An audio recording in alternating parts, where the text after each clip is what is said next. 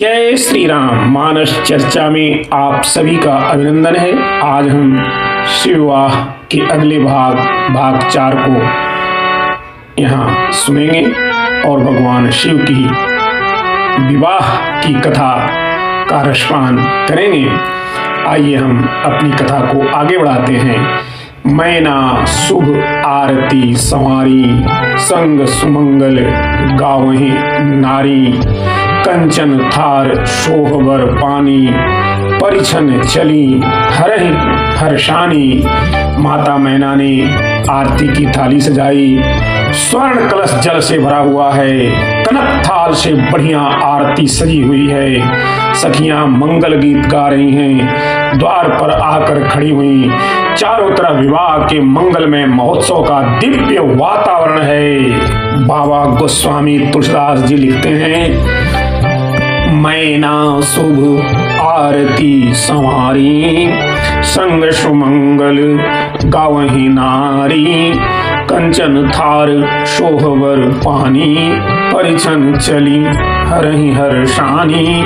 उसी समय ध्वनि सुनाई पड़ी, नारायण नारायण नारायण। देवर्षि नारद पधारे। माता मैना ने प्रणाम किया, पधारो देवर्षि, आज की शुभ घड़ी शुभ दिन तो लाने वाले आप ही हैं। नारद जी बोले, माता हमारा क्या, हम कर ही क्या सकते, सब भगवान की कृपा है। अब इतने में बारातियों का आना शुरू हुआ। सबसे पहले भगवान नारायण भगवान विष्णु को देखकर माता मैना ने कहा नारद जी से, यही तो नहीं है दूल्हा, इतना सुंदर। नारद जी बोले, क्या आप छोटी सी बात करती हो, यह नहीं है। आपके जो दामाद है ना भगवान शंकर, उनके तो ये मित्र हैं। माता मैना बोली, जिनके मित्र ऐसे तो दूल्हा कैसा होगा, यह तो देखोगी तभी पता चलेगा। नारद जी मन में बोले, नारद जी आपकी बड़ी कृपा जो मेरी बेटी के लिए ऐसा वर ढूंढ कर लाए, हम आपका एहसान कभी नहीं भूलेंगे। नारद जी बोले, माता जी बाद में भी कहती रहें तब ना। माता मैना बोली, बाद में? हाँ, बाद में लोग भूल जाते हैं ना। नहीं नहीं, हम कभी नहीं भूलेंगे। इतने में देवराज इंद्र का आगमन हुआ, स्वर्ग का सम्राट। माता मैना बोली, यह तो नहीं। नारद जी बोले, अरे माता जी, यह तो बहुत छोटी बात की। आपके दामाद जो भगवान शंकर, ये उनके नौकर चाकर हैं, पानी वानी का इंतजाम करने वाले हैं। जिसका नौकर ऐसा तो दूल्हा कैसा होगा। नारद जी बोले, अभी पता चलेगा। माता मैना ने फिर हाथ जोड़े, तुमने बड़ी कृपा की। नारद जी ने कहा, हमारी नहीं, भगवान की बड़ी कृपा है। कुबेर दिखाई दिए, ये उनके मुनीम हैं, लेन देन का काम करते हैं। अब माता मैना नारद जी की भूरी भूरी प्रशंसा कर रही हैं, हाथ जोड़ी हुई हैं। अब शंकर भगवान ही आने वाले थे। नारद जी ने सोचा, अब यहाँ रहना ठीक नहीं है। नारद जी बोले, माता जी आप तो जानती हैं ज्यादा देर तो हम रुक नहीं पाते, और फिर इतने लोगों से परिचय है, अलग अलग मिलने सबसे जाया नहीं जाएगा। जब सब इकट्ठे हो गए तो मैं फिर चला आऊंगा। हाँ आप पधारें। तब नारद जी नारायण नारायण करते हुए वहां से चले गए। अब शंकर भगवान पधारे। बैठे ही बैल पर उल्टे थे, तो बैल तो दिखे, दूल्हा न दिखे। ब्राह्मणों ने कहा, माता जी नंदी का पूजन करिए। नंदी जी की पूजा हुई। शंकर जी बड़े खुश, चलो हमारे उल्टे बैठने से यह फायदा तो हुआ कि बेचारे नंदी की पूजा तो हुई, हमारा जो होगा सो होगा। कहा, अब दूल्हे का परीक्षण होना चाहिए। कहा, दूल्हा दिखे तो, दूल्हा सीधे हो तब दिखे। तो दूल्हा सीधे कब हो, जब बैल उल्टा हो, तो दूल्हा सीधा हो। कहा कि बैल को घुमाओ, वृषभ तो वाहन है। अब इसमें भी बड़ा संकेत है, नंदी पर शंकर जी बैठे हैं। इसका अर्थ है इस देह में ही देव बैठा है।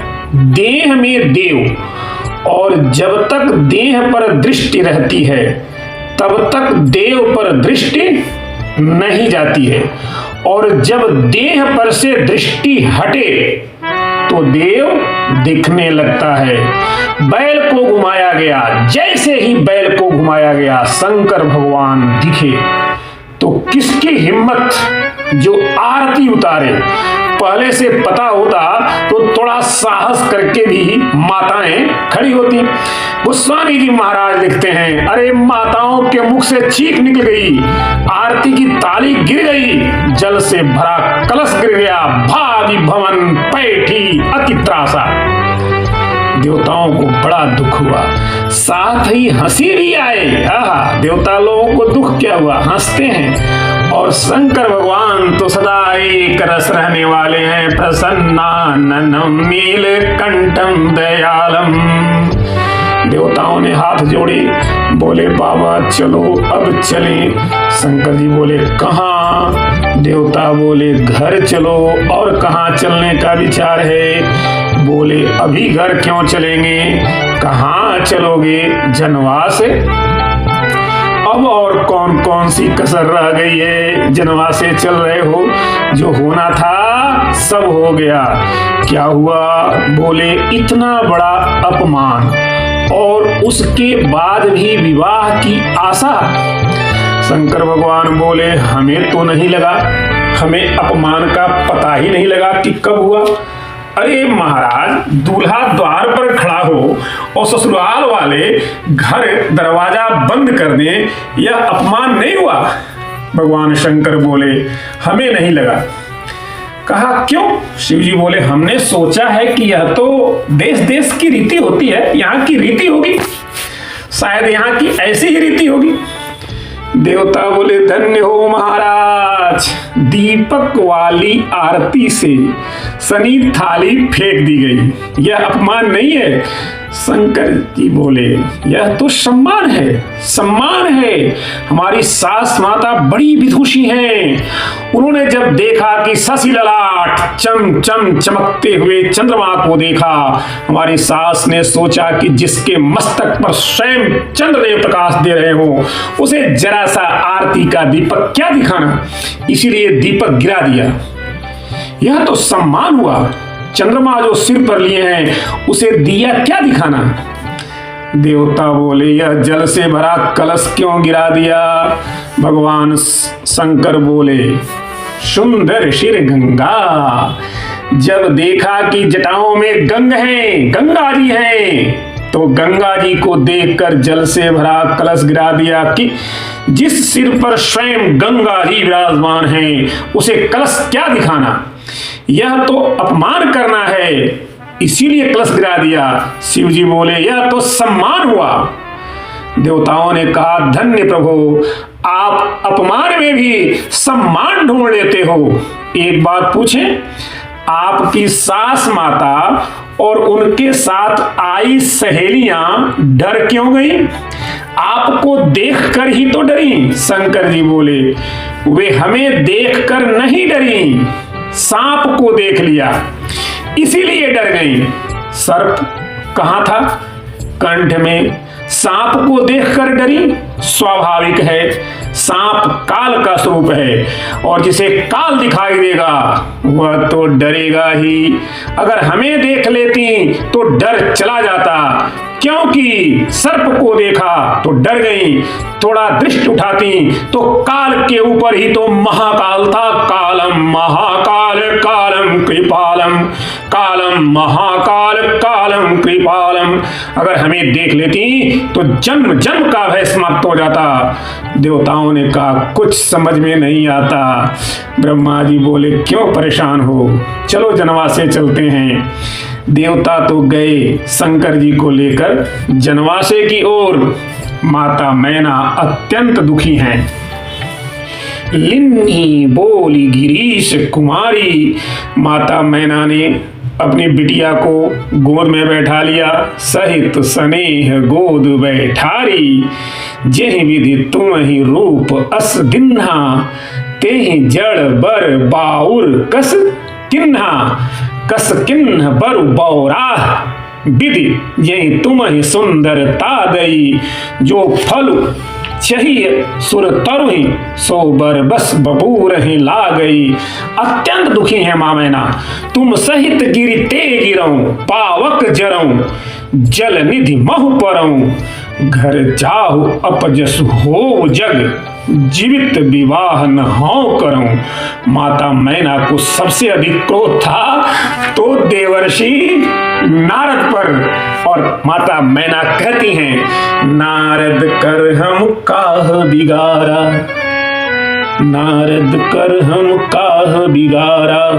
भवन मोर जिन बसत उजारा, साँचो उनके मोहन माया। उदासीन धन धामन जाया। जब नारद जी के बारे में कुछ कहा, पार्वती जी तब तक नहीं बोली जब तक शिव जी के लिए कुछ कुछ कहते रहीं। लेकिन जब नारद जी के लिए कहा यह गुरु भक्ति है, गुरु निष्ठा है, तो पार्वती जी बोली, माता तुम सन मिटहि की विधि के अंका, मातु व्यर्थ जनि लेहु कलंका। माता संत निंदा करके क्यों कलंक लेती हो? संत की निंदा नान का बहुत बहुत बहुत बहुत अवतार है। नानक जी कहते हैं कि संत की निंदा किसी भी हाल में नहीं करनी चाहिए। और गोस्वामी जी भी लिखते हैं, जनी लेहु मातु कलंक करुणा, परिहरहु अवसर नहीं। दुख सुख जो लिखा लिलार हमरी, जाब जहाँ पाऊब तहीं। सब दुखी, किसी ने कहा अब जाओ माता मैना को समझाओ। नारद जी बोले, अब हम नहीं जाएंगे, अब हम विश्वास लायक नहीं बचे हैं। शिव ने आग्रह किया, लेकिन समझाएंगे तो आप ही।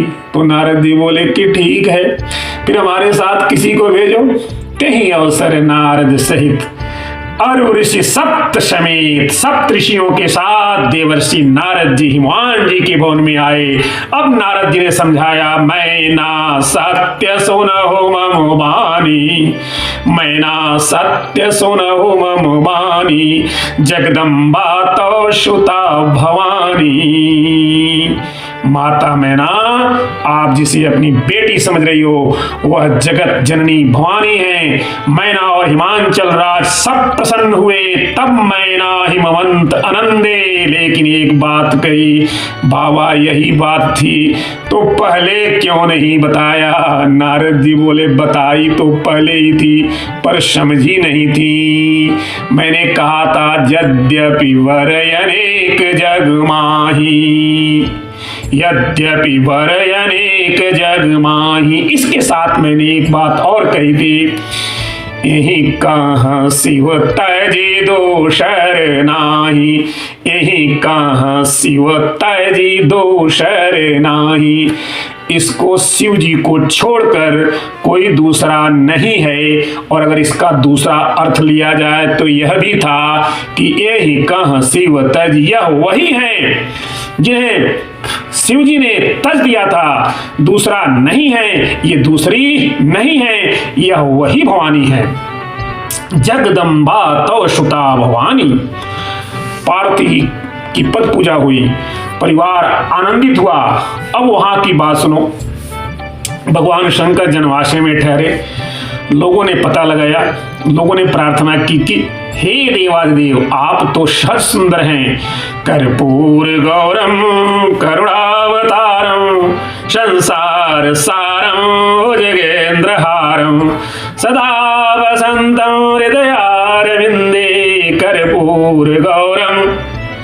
लेकिन लोक दृष्टि से दूल्हा जैसा होता है वैसे हो जाएं। शिव जी बोले, ठीक है, हमें क्या है। यह बात हो तो गई, लेकिन मुख्य बाराती गायब। बारातियों का पता ही नहीं कि कहाँ गए। एक ने बताया कि मीटिंग हो रही है, आपातकालीन बैठक बुलाई गई है, मामला गंभीर है। मीटिंग किस सिलसिले में है? कहाँ? ईटिंग के सिलसिले में है। मीटिंग ईटिंग के सिलसिले में है। नहीं तो चीटिंग हो जाए। मीटिंग में यह बात रखी गई कि अभी तो दूल्हा महाराज को देखकर सासू माता भयभीत हो गई, अब पाणी ग्रहण के समय अगर कन्या भयभीत हो गई तो। बाराती बोले अपना क्या बिगड़ेगा, शंकर जी का विवाह नहीं होगा। कुछ बोले अपना ही तो बिगड़ेगा। क्यों? अगर विवाह स्थगित होता है तो बारातियों से कौन पूछेगा कि जलपान हुआ है या नहीं।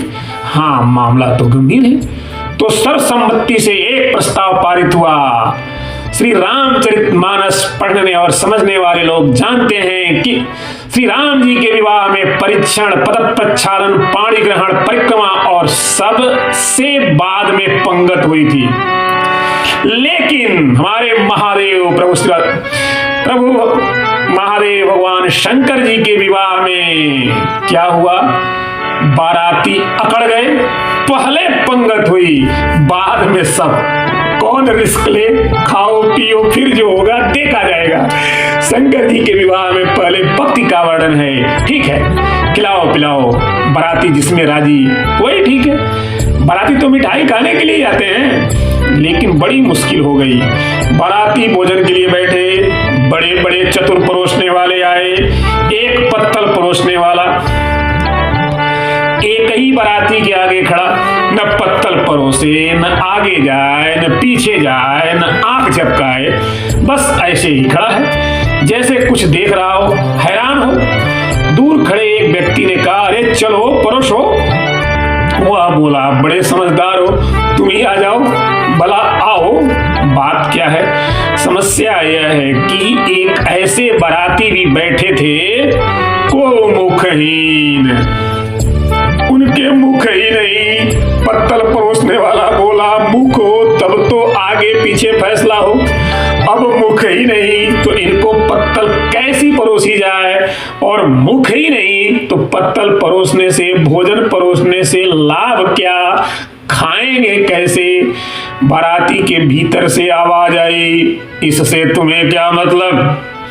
अरे बेचारा कांप गया। अच्छी बारात ले आए। दूसरे आदमी ने कहा, तुम तो परोसो, वे जैसे खाएंगे वैसे खाएंगे, तुम्हें क्या टेंशन लेना, तुम तो परोसो। एक के आगे पत्तल परोस दी, लेकिन दूसरे बाराती के आगे फिर रुक गए। फिर पूछा, अरे भाई अब क्यों रुक गए? बोला, यहाँ आओ, यहाँ देखो और समस्या है। क्या है? को मुखहीन पहले और दूसरे विपुल मुख काहू। दूसरे ऐसे बाराती की उनके मुख ही मुख हैं।